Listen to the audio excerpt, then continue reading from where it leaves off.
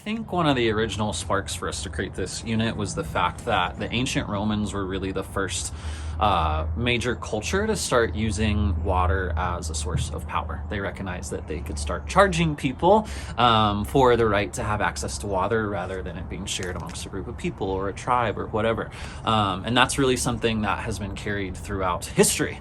And we now, most nations are in a time and place where water is something you have to pay for. And that's a huge global shift. And I just want students to recognize that water, even though it should be a right, it's not necessarily something that is free or accessible to everyone. So sort of examining those underlying issues related not only to power structures, but governments and universities and climate change, sort of asking ourselves why is our water system the way it is now, I think is really what I'm hoping the students gain out of this. Just dig a little deeper and question what's actually happening.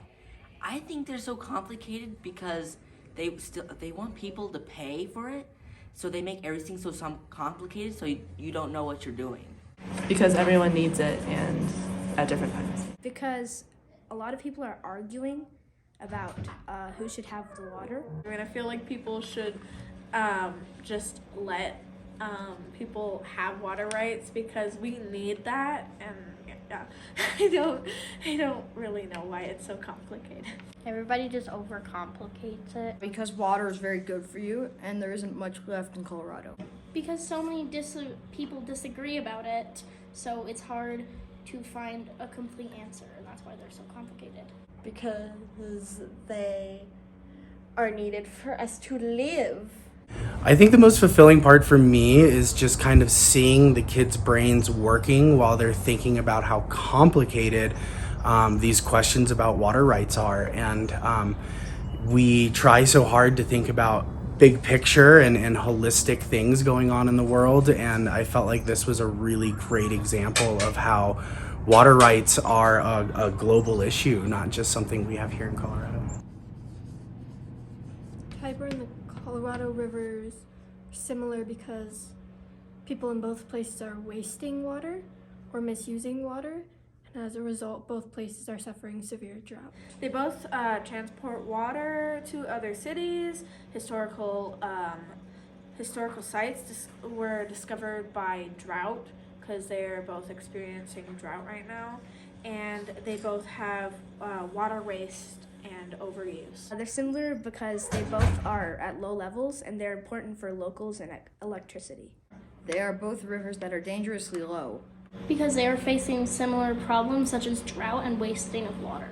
Well, they're both losing water, and because like the Tiber River's hasn't received any rain since 3 years ago, and like Colorado River, my guess is just people are just using the water illegally, and so it's making the water get low. They're both running out of water. Both of them are very important for agriculture, and the water transfers to other cities. And they're both drying up, so it's kind of a big deal. Yes, water is a human right because we all need it to live, and there is no law that says that only this type of person can get water and this type can't. I do think water is a human right because without it, you can die. Water should be a human right because, everybody needs water. I think it is because we need water to live and we drink it every day. I think it is a human right because all people need water to survive. We're all people, so I think everybody deserves to have water because we're all kind of the same. Yes, because we all need it to survive. I think it is if used responsibly. I think water is a human right because we all need water, and if we didn't, then I'm not sure we would still be here. I think it should be a human right because without water you wouldn't survive. Yes, because we are all human beings and water is always a must-have. It makes me feel great. I think water should be a right, and we have to drink water or we die, we have to eat food or we die, and that's really something that we instill in these students, is trying to get them appreciate the limited natural resources that we've been given and trying to protect them and preserve them so that future generations also have the same amount of opportunity to access those rights as well. I'm very proud that they all feel that water is a human right, and hopefully they keep that passion going forward the rest of their life, because even here in the United States, there's lots of places that don't have secure drinkable water.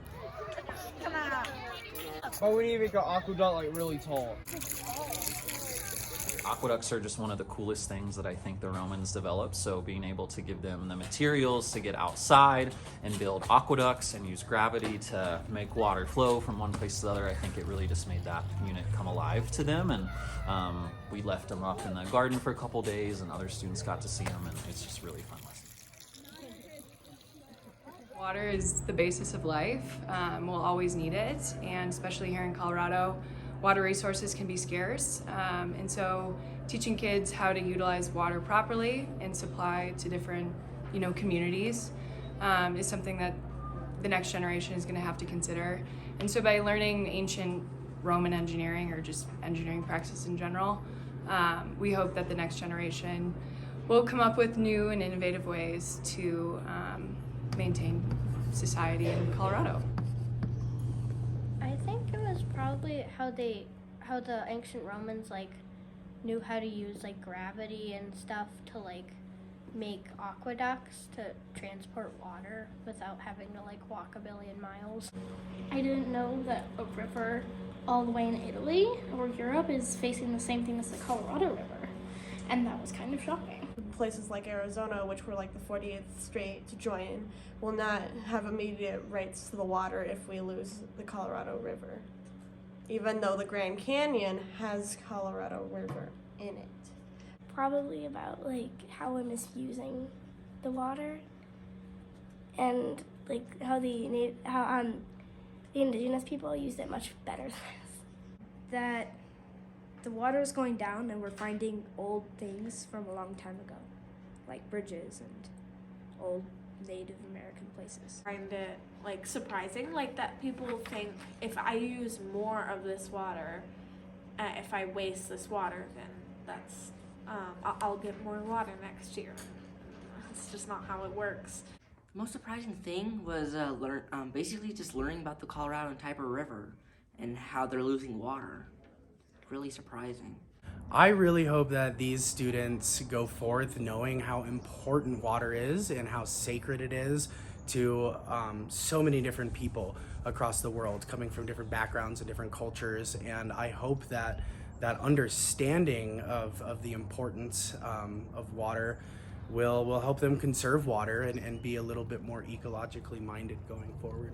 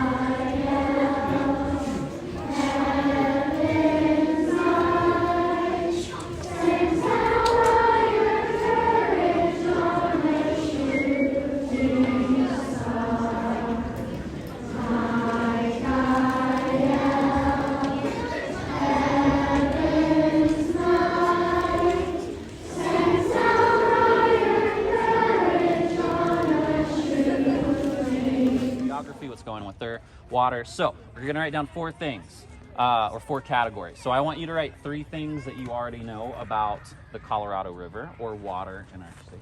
And I want you to write down 3 things you would like to learn about our state water.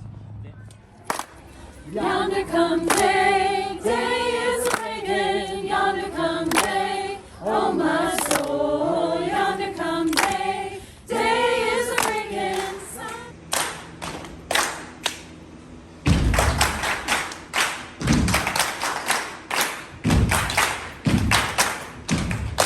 Your turn.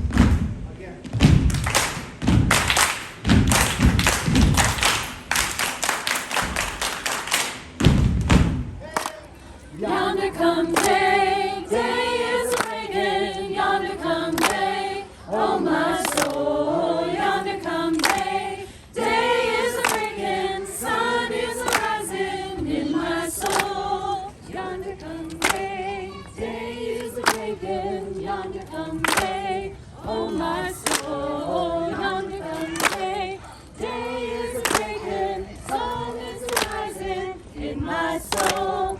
Yonder come day, day is breaking, yonder come day, oh my soul, yonder come day, day is breaking, sun is rising in my soul. Yonder come day, day is breaking, yonder come day, oh my soul, yonder come